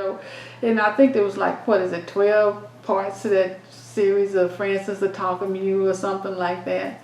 And I said, and my sister, she got me a gag gift. She bought me the movie, Francis the Talking Mule. So I said, I can't believe you did this. I said, so that's what we saw every year, was Francis the Talking Mule. So that's what I saw every year, was that old movie. So we didn't ever go to the movies. And I said, the only time that I have ever, and it's some of my older cousins, you know, they remember that that had a car or something like that, that said that they remember going to another theater that was in Tulsa, but it's since been, in Okemah, that's since been torn down, but they could go in the movie and it was in the balcony, and they could only go on a certain night. But you just couldn't go to the movies in Okemah. Anytime you wanted to, you had to go on a certain night or not at all in Okemah. So we didn't go into a library or anything like that. You can go to Alika down there, but not in Okemah. So that wasn't. So the only thing I remember going up there was on Saturday, and you went to one grocery store up there that they allowed you to go and charge your food or whatever groceries you wanted, and you had a bill that you could pay once a month or every 2 months or something, whenever you got paid, when you had a crop that came in, or if somebody was on some assistance, you got paid once a month. It was Sally Tro's, and that's my memories of Okemah. I think I was in college. I think I was my first year in college. I guess was the first time I went to the drive-in theater in Okemah. They had one? They had one. They had a drive-in theater up there. I'm not sure. That was the first time I gone. I'm sure that they may have been able to go up there before then, but that was the first time I'd ever been to there. They could have gone before then. I don't know. I had never been up there at all. Was I-40 here when you were? Well, that made a difference, I bet, when it came through. Yeah, I-40. My dad's cut in part of my dad's property. When they came, and I remember when they walked up to the door and told my dad that they're gonna put in Interstate 40, and he was so mad. He did not want them to take his property, and they told him, well, there wasn't anything he could do about it. It was eminent domain. It was they were already been in the works for 10 years, and everybody had to give up their property because it was going to come through here whether they wanted to or not. And he wasn't the only one that was upset about it, because it just took probably 3 acres of his property. But some of the people that were our neighbors and everything else, it cut right down the middle of their property. It took a whole lot more of their acreage than it took of ours. Our house was right in the way, so we had to move our house. Did they pay him any for They it? paid him a little. They paid him a little bit, not what he thought it was worth. They sent out a mover to pick up our house and move it up that year that they moved it, and he had planted corn. So he moved it up into the cornfield, and our cellar and our well used to be in the backyard, but it was in the front yard when they moved it and everything. So we sat there on the front porch and watched them build the Interstate 40. So the interstate wasn't there when I was growing up, so we watched them build Interstate 40. It brought a few jobs to Clearview, and some people in the town worked on the highway.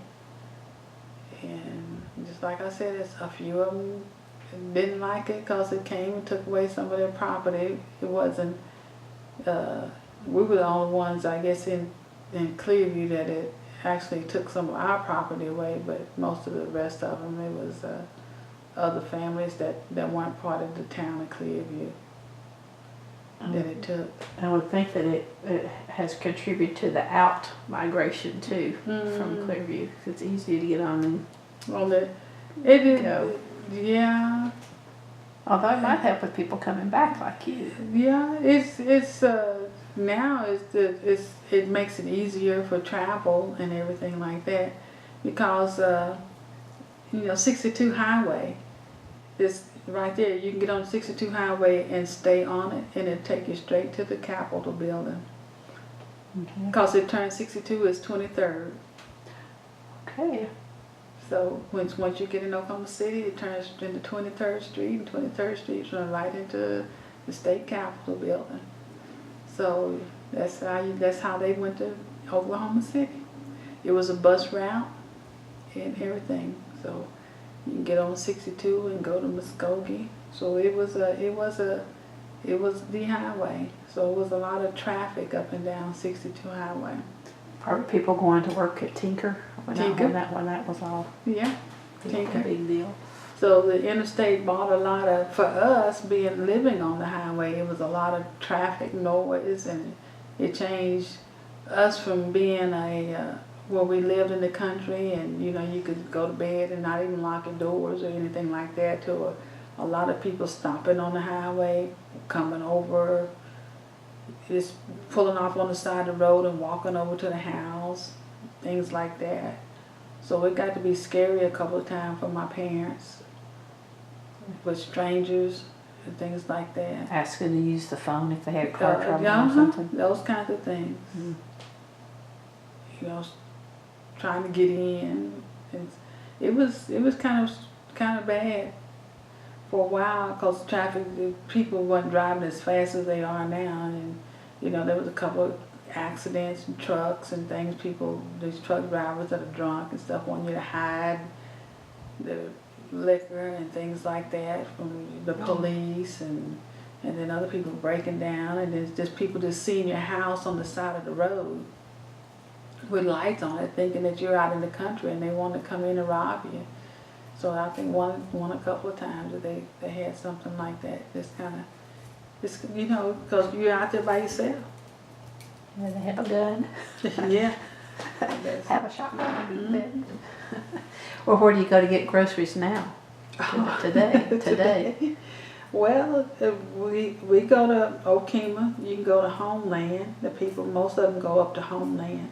We had a Walmart for about a year, and they closed that little Walmart down. I wondered if the colors matched. I didn't know if it was a Walmart or It not. was. It lasted for about a year. It was one of the ones that was shut down. Mm.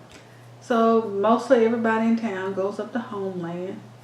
A lot of them will go over to in Okima, because it's the closest, because we're just 6 miles from Okima. If some of them want to venture over, they'll go over to Okmulgee to Warehouse or Walmart. But there's a Homeland in Henrietta. Okay. And then a lot of them, if they want something else, if they don't want to go to the dollar store or the other red dollar stores, I call it, and they don't want to go to Henrietta, that's where they mostly shop, is in Okima now.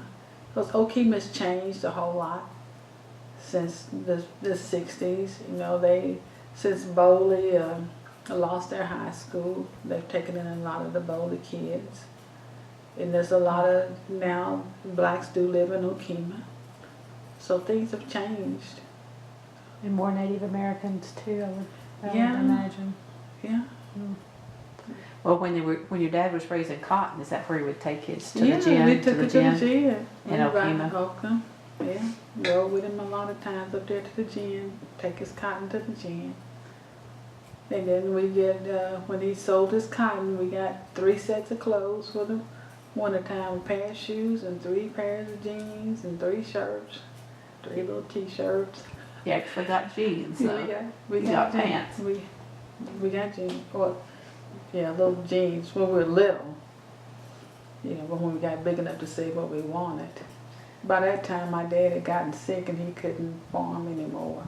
So he leased his land out to somebody that grew soybeans. So then they grew soybeans. So your shoes would have to do until the spring and summer. Penny loafers or them little tied up shoes. Oxfords. Yeah. Mm-hmm. In the summer, you probably went barefoot most of the Yeah, time. most of the time you Me went too. barefoot. Mm-hmm. These Yeah. stings, lots of stings. Yeah, sand, get those little sand cuts on your toes. And a lot of fishing. Well, we did a lot of fishing. My sister doesn't want to eat fish now because we ate so much fish in the summertime. Squirrels and rabbits. Squirrels and rabbits. Squirrels and rabbits and quail. My daddy was pretty good at hunting, so we could live off the land. We had a garden. Possums. Oh, my mom cooked a possum once, and we said, "Don't never bring one of those things back in the house again." No possum. I could eat just about anything, but I couldn't handle no possum. Well, did she raise chickens? Oh yes, we had chickens. We had chickens and pigs and a cow. Would she be the one that had to kill them? She would. She tried to teach me how to do it, but I couldn't handle it. Yeah. I couldn't wring the neck. I never tried to chop off. Well, I saw her chopping off the necks, but I never did. We didn't really have to do a whole lot. We weren't. I tell you, we were spoiled. We didn't really have to work. What's the favorite thing she made, cooking wise, that you liked? Your favorite? Wow. My favorite thing, well, the dessert was she made tea cakes. Those were the best. Her thing that everybody liked was her tea cakes. Food wise, I don't know. She could make some pretty good fried chicken, I guess. She was a really good cook at everything she made. Everybody just loved whatever. What did she make? Lye soap? Oh yeah. Did she? Oh, my auntie and my Aunt Julia, she made the best peanut brittle. Peanut candy, it wasn't brittle, it was peanut candy. She made little chunks of peanut candy. She cut them up in little squares. She could make, that was her best thing, but her best friend was my uncle. He was my great uncle, my mom's uncle. And his wife, Aunt Julia. And they were just best buds, and they cooked, and we were at their house, or they were at our house every Sunday. And we go out, and they lived down kind of south and west of town. And they lived in the sand, and they had a spring. And we would go down to the spring. We'd have to tote the water up from the spring, and it was probably an eighth of a mile or something like that. And my uncle had a little shelf at the back door at the kitchen, and he put the bucket on the shelf. The water bucket was on the shelf, and had a dipper. And I tell my kids, I said, that was the drinking water, and that was the dipper. We all drank out of the same dipper. And I told them, I said, I don't bet you wouldn't do that for anything in the world. And I said, but that's what we all did. We all drank out of that same dipper, that cool spring water. And it was on that big shelf in a galvanized bucket, a gallon bucket. And that was our water for the day. And they would go in there, and after church on Sunday, and it was a little narrow kitchen, and it had one big long table in it, and the stove was just about this far away from the table, you know. And they would go in there and cook, and Aunt Julia and Uncle A.T. would have they raised most of their grandkids, and one of the daughters had probably about 6 kids, and they was all about the same age. And I don't know how they would come up with enough food to cook for all of us, because they had a cellar that was dug down in the sand, and you could go off in there, and it would smell so clean and so good down in that dirt, and go and get potatoes and everything else out of that cellar, and just make the biggest, nicest old dinner out of, it might be chicken and guinea and whatever else that they would cook up, but it would be so good, and biscuits and everything else. Cooking for a whole bunch of people, but they did some really good cooking. Fried onions and that in there with the potatoes. Oh, Cornbread too, or just mostly biscuits? Maybe cornbread and some biscuits and all that, and have enough for everybody to eat. I don't know how they did it. It would take me all day long to cook the kind of food that they would cook. How they did it, I don't know. And it was pre-microwave too, huh? I don't know. Pre-microwave. I don't know. I don't know. My son-in-law says I can do it too. He said you can go in there and just make something out of nothing. And I thought, I can? I guess maybe I can. I don't know. Chicken and dumplings? Yeah, chicken and dumplings. That may be what we had or something. Well, what was Christmas like?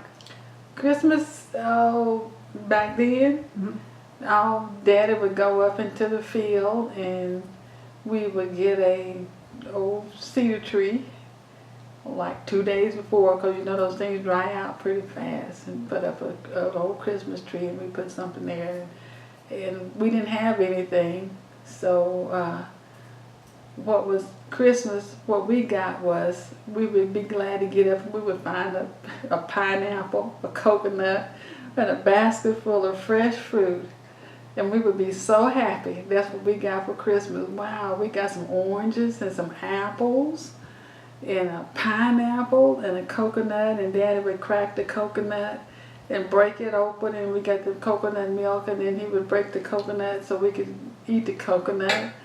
And that was what, and then we get a big old peppermint stick, and then he would break that, and we would stick the peppermint stick down in the orange and suck the orange in the peppermint stick.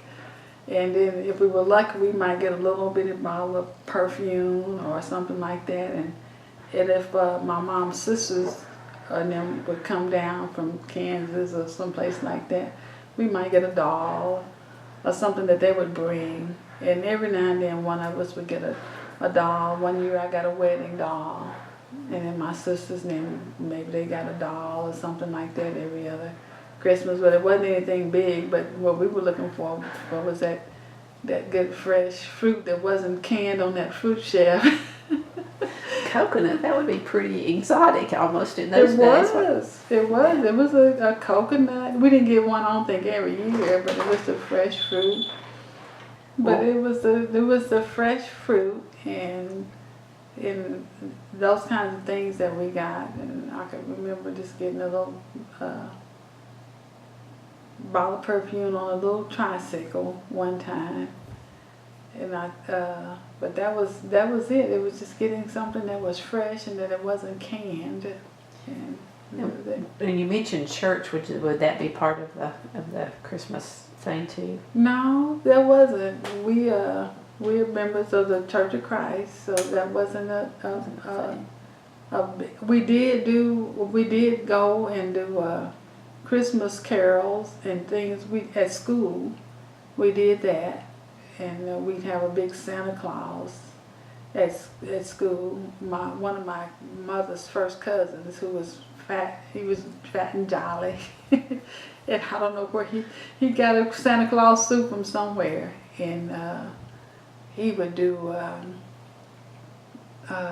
Santa Claus and come into the school, and he'd go, ho, ho, ho, Merry Christmas.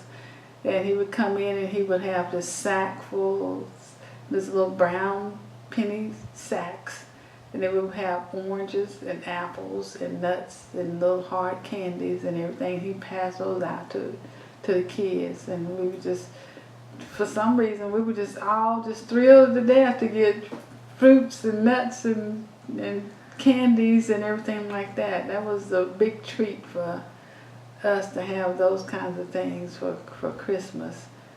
You wouldn't get them any other time. You wouldn't get them not in the wintertime. You just didn't get anything fresh fruits. And I said that was a big thing. We look forward to having the Santa Claus come and passing out those little brown sacks full of fruit and nuts and candies and things like that, because you just didn't get them then at all. And then you'd have Christmas programs at the other churches and things like that we would attend on Sundays, little Christmas programs. Did it snow much? Do you remember any snow? I don't remember it snowing a whole lot at all.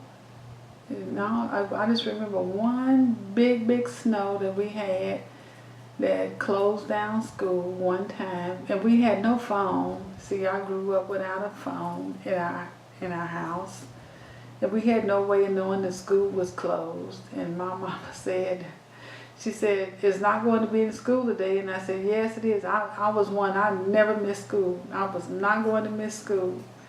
And my baby sister, she could care less about going to school. And she wouldn't get up, but me and my other sister, we got up and we said, well, we're going to go down there and catch the school bus. We had to walk a fourth of a mile to catch the school bus. And so we put on our little sacks, our little bread sack shoes. You know, we didn't have any rubber boots, so we just got us some plastic bread sacks and put them over our shoes and put a rubber band around them so they wouldn't slide off our feet. And got out there, and that snow probably was 12 feet, 12 inches, or maybe more than that. It probably was up to our knees or something like that. And marched on down there and waited for that school bus and waited for that school bus. It never showed up. Guess we went on back home. Mama said, I told you weren't going to have any school today. So we didn't. School was out for a week. It had snowed so much. It was really, really bad. And I know we couldn't do laundry or anything. Mama couldn't wash and hang our clothes out or anything like that. We piled up. So we ended up going to Alika and doing the clothes at the wash house. You know, you call it the wash house then, the laundromat. So we had to go and do, because it was too cold to wash our clothes outside. Did it have a dryer at that time? No, a dryer. No, at the wash house. Oh, they had at the wash house they did. Well, no, at your house you probably didn't. Mm. We didn't either forever. No. I don't guess my mom ever had. She never had a dryer until they finally got, before they were just too old to stay out in the country, and they moved to town. They moved to Alika, and so in that house, we got them a washer and a dryer. They had a place that you could put a washer and a dryer. They got her a washer and a dryer, so she didn't have to wash outside. She probably didn't like that either, did she? She loved it. She loved it. She didn't have to go hang her clothes out. I just told my husband, I finally got him to finally put up me a clothesline in the backyard. Said, look, I fooled around and I finally found me some clotheslines. I had this lady that lived almost 100 years old. She died a few years ago. Before she died, I told her, would you please let me have your clotheslines, you know, your post, so when you pass away, I can have them. He went down there and got them. And then he never would put them up. I finally got him just the other day to finally put those poles in the line, in the ground so I can have my clothesline. Because I still want to hang my clothes out. Well, in this wind, it won't take long to dry. Mm-hmm. And the sheets will feel smell so good under. Yeah. After I told him when I took my bedspread to the laundromat, it cost me $20 for that lady to wash it. So you see, let me have my clothesline.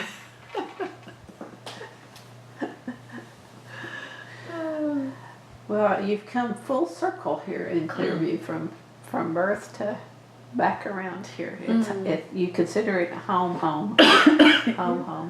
Yeah, we're trying to bring some life back into Clearview.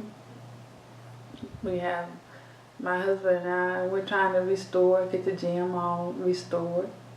We're looking for people to donate money and everything to help get it restored. We're working on trying to get the windows all fixed in it and get the looking for funding and everything like that. We got a grant last year to redo the bathrooms, and then we applied for another grant, and they denied. They said we got one last year, so we won't qualify for one this year.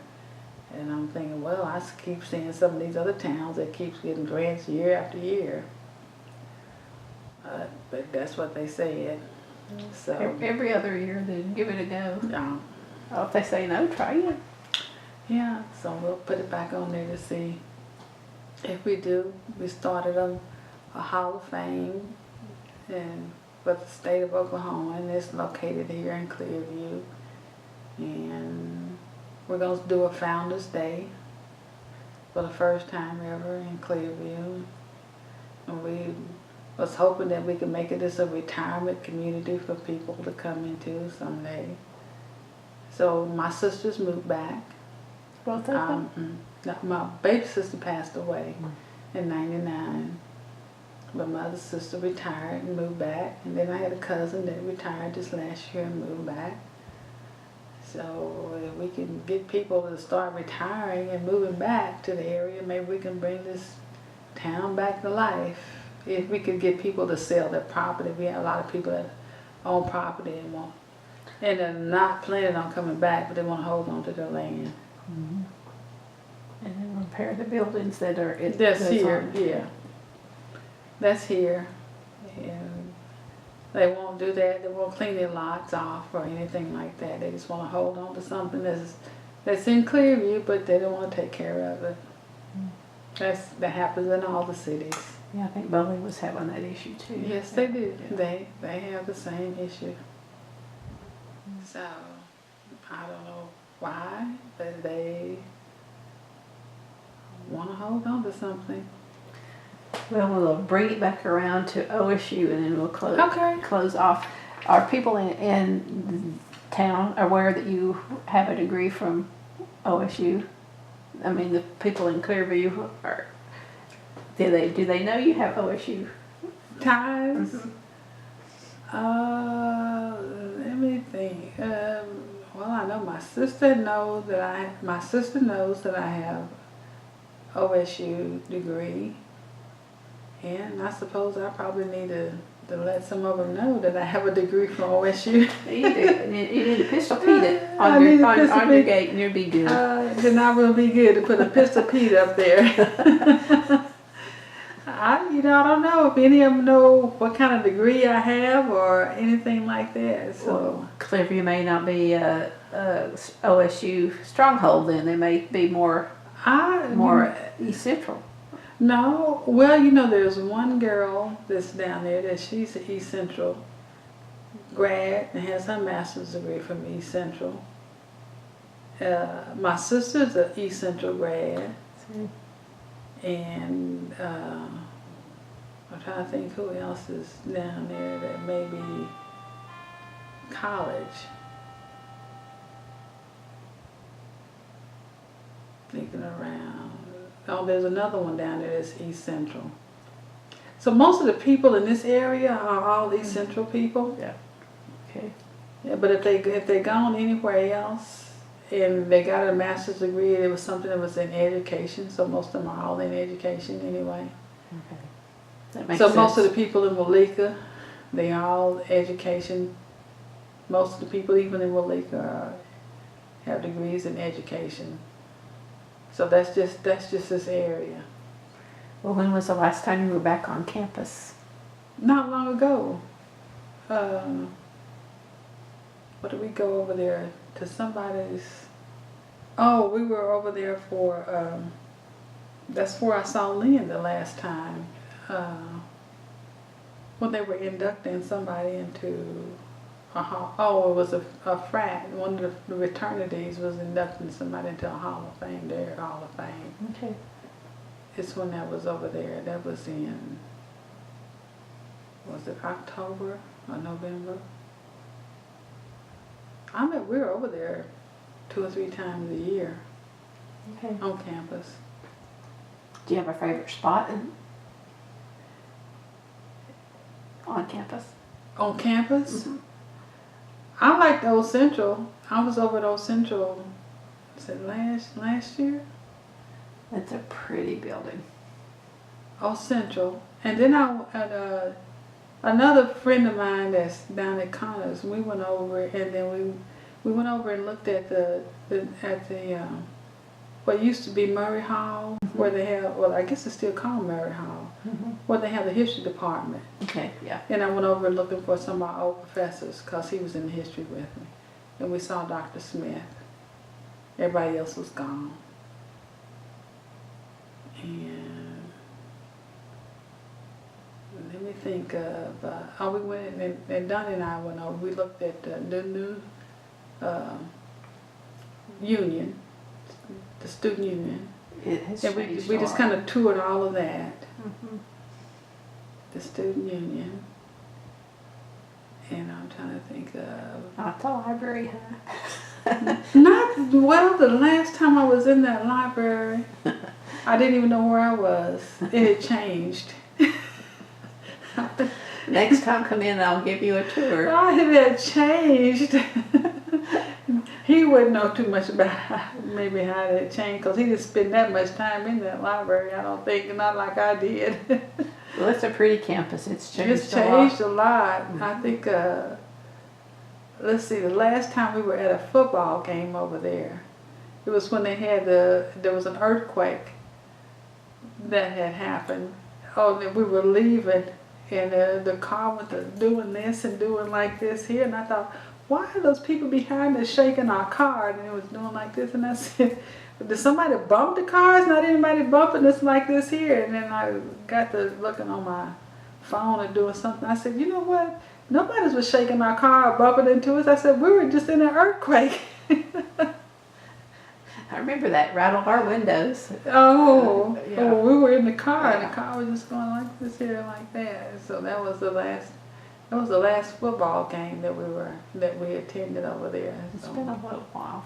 that's been a while since we were over there for that. Usually Donnie gets invited to go at least once a year for the regents. They invite us over once a year. He got to where he doesn't want to fight the traffic. It's just too much traffic to have to deal with going over there. He don't want to do all that. He said he don't like to try to find parking and then have to walk and do all that. So Just watch it on TV. just he'd rather stay and watch it on TV. Watch it on TV. Well, we've covered a lot. Is there anything else you want to add before we close? Well, OSU was a interesting place. It was fun. I enjoyed every minute of it. I got to meet a lot of good professors. I have no regrets, and maybe back in the day that if I had gone there to begin with, I probably would have enjoyed it, but I enjoyed what I got to do when I was down at East Central, and I probably would have had the same experiences. I probably would have had the same experiences at OSU. But that was just the time. You may have made a C in swimming there too. I may have. Because I know you had to take it. I'm pretty sure you had to take it back when they required PE. I think when I went over to OSU, I did have to take some class, and I took a bowling class at OSU. I don't know why I had to end up taking that class. And that was in the basement of the student union. It was. Yeah, it was in the basement of the student They took union. that out when they remodeled. I think that's a shame. Yeah, I did. I took a bowling class over there. It was something to do with that teacher core class that we had to take over there. Made better than a C. Oh yeah, I made an A in that because I already had bowling over at East Central. I could bowl, I just couldn't swim. Anything else? Oh, I did stay in the dorms I stayed at Wilhelm one summer. Then I was over there for something. I used to sponsor. Oh, I've done a lot of things and I've sponsored a lot. So I have had dorm experience at OSU and stayed in the dorms over there. And I tell you what, I didn't like it because I had to go. I stayed in the dorms at East Central, and our dorms always were suites. We shared bathrooms. And at Wilhelm, you had to go to the end of the hallway for the bathrooms, and I didn't like that. So I have had experience at dorm life at OSU, but I don't think those dorms are there anymore. No, they've taken down a lot, and most of them are suites that they've replaced them with. So you'd like it now, I guess. So then maybe that was why I didn't go down there. Could be. Or maybe you didn't like orange. No, that wasn't it. That wasn't it. In fact, East Central is orange and black because it's the Tigers. Oh, okay. Then That was doesn't not. It didn't have anything to do with the colors. Nothing to do with the colors. All right. Nothing at all. Well, we'll close by saying thank you so much for spending the afternoon No, with me. And go Pokes. Huh? All right, go Pokes. I've got some OSU stuff up there. My kids wear OSU clothes, and we got some Go Poke stuff in the office upstairs. So There you go.